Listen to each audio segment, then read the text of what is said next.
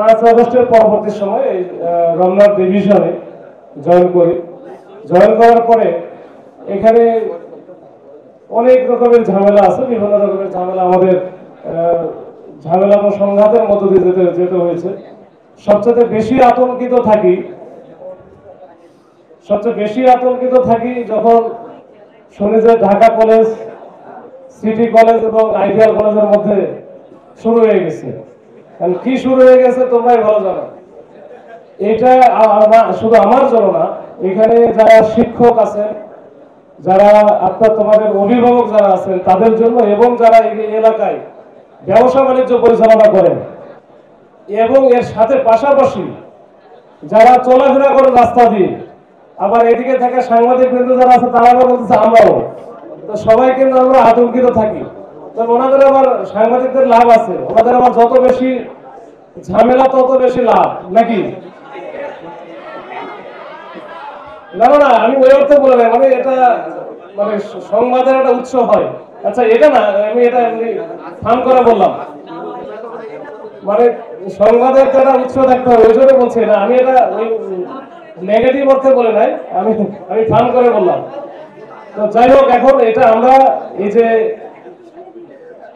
আমাদের new market থানার OC, এই ওসির নেতৃত্বে বা তার উদ্যোগে এই যে সুন্দর একটা আয়োজন, এই জন্য আমি ওসিকে আমি কৃতজ্ঞতা জানাই, ধন্যবাদ জানাই। আর সেই সাথে আমাদের 3 কলেজের অধ্যক্ষ মহোদয়রা আছেন এখানে, ওনাদের একেবারে আন্তরিক প্রচেষ্টায় আজকে কিন্তু সবাই এখানে একত্রিত হয়েছে। এটা আসলে মিলন মেলা, আবার আরেক অর্থে আমি বলতে চাই যেটা যে কি ত্রিপক্ষীয় চুক্তি নাকি শান্তি চুক্তি। তো শান্তি চুক্তি এক অর্থে বলা যায় যে যেহেতু আমরা ইতিপূর্বে বহুবার শান্তি চুক্তি ভঙ্গ করেছি, তো আবার শেষবারের মতো আমরা বসে গেছি, আমরা আসছি, সবাই একত্রিত হয়েছি। আমরা জানি যে মুনাফিকের 3টা লক্ষণ, একটা হচ্ছে যখন সে মিথ্যা কথা বলে তখন মিথ্যা কথা বলে, আর যখন সে ওয়াদা করে ভঙ্গ করে, আর তার কাছে যখন কোনো কিছু আমানত রাখা হয় তখন সেটা খেয়ানত করে। তো এইখানে আমরা মোটামুটি বলা যায় 3টা জিনিসই আছে। আমরা এখানে কেউ মিথ্যা কথাও বলবো না, বলতে চাই না। যে ওয়াদা দিচ্ছি আমরা আজকে সবাই এখানে একত্রিত হয়েছি, সেই ওয়াদাও ভঙ্গ করতে চাই না। আবার এটা সবার দেশের, কিন্তু সারা দেশের সকলের একটা আশা ভরসার জায়গা, এটা আমানত। তো ওইটা আমরা খেয়াল করতে চাই না। কি চাই নাকি? আমরা কি ওয়াদা ভঙ্গ করতে চাই? তোমাদের যারা আছো, এই যে এখানে তোমার বাবা মা পাঠাচ্ছে কিসের জন্য? পড়াশোনা করার জন্য, মানুষের মতো মানুষ হবার জন্য। তো এই মানুষের মতো মানুষ হতে গেলে আমাদের পড়াশোনা করতে হবে, তো নিজেকে তৈরি করতে হবে। পরীক্ষায় পাশ করা তো বড়, এটা তো একটা বিষয় আছে, কিন্তু তার সাথে বড় বিষয় হচ্ছে নিজেকে তৈরি করা।